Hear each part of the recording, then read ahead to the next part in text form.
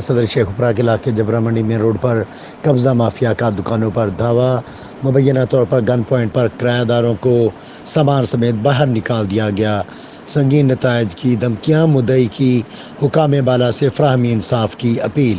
मेरा नाम गुलाम मुस्तफा जी। मैं 2020 ਤੋਂ ਦੁਕਾਨ ਕਿਰਾਏ ਤੇ ਲਈ ਸੀ ਨੀਰ ਨੇਪਾਲ ਕੋਲ ਤੇ ਅੱਜ ਬੰਦੇ ਪਏ ਨੇ ਜੀ। ਸ਼ਮਸੂਨ ਮਸੀਹ ਪਿਆ, ਉਹਨਾਂ ਮੇਰੀ ਦੁਕਾਨ ਖਾਲੀ ਕਰਾ ਕੇ ਸਮਾਨ ਬਾਹਰ ਸੁੱਟ ਛੱਡਿਆ, ਮੇਰੇ ਨਾਲ ਬਦਤਮੀਜ਼ੀ ਕੀਤੀ ਹੈ। ਤੇ ਲਿਹਾਜ਼ਾ ਡੀਪੋ ਗੁਜ਼ਾਰਿਸ਼ ਹੈ ਕਿ ਮੇਰੀ ਗੁਜ਼ਾਰਿਸ਼ ਵੀ ਮੇਰੇ ਨਾਲ ਤਾਵਨ ਕੀਤਾ ਜਾਏ, ਤੁਹਾਡੀ ਮਿਹਰਬਾਨੀ ਹੈ।